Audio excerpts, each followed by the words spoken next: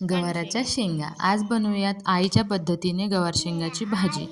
शेंगा छान तुकड्यांमध्ये तोडून घेतलेल्या आहे. स्वच्छ पाण्याने धुवून पातेल्यात काढून घेऊ. पातेल्यामध्ये थोडं पाणी टाकू आणि 5 ते 7 मिनिटांसाठी कमी आचेवर शिजायला ठेवू. बघू शकता आपल्या गवाराच्या शेंगा छान वाफेवर शिजल्या आहेत. आता आपण फोडणीची तयारी करूया.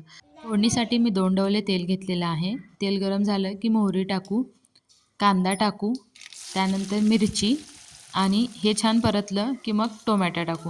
टोमॅटो थोडा वेळ परतून घेऊ आणि त्याच्यानंतर आवडीप्रमाणे मसाले टाकू. मी इथे 1 चम्मच धने जिरे पूड, 2 चम्मच तिखट, अर्धा चम्मच हळद, 1 चम्मच मीठ टाकून हे सगळं छान परतून घेते. माझी आई ह्या शेंगांच्या भाजीमध्ये साखर टाकायची. मी साखर न टाकता थोडं गूळ टाकलं आहे. तुम्ही पण एकदा नक्कीच ट्राय करा.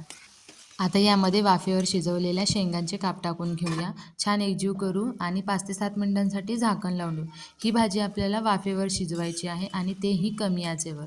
एकदा चेक करून घेऊ आणि परत शेवटचे झाकण लावून घेऊ. झाकण लावले बघू शकताय. खूप छान अशी वाफ पकडली आहे आणि आता यामध्ये कोथिंबीर टाकू. छान एकजीव करून घेऊ.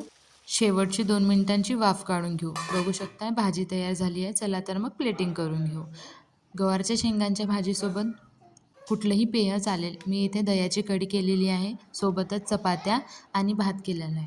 चला तर मग जेवण एन्जॉय करा. अशी थाळी नक्कीच बनवा.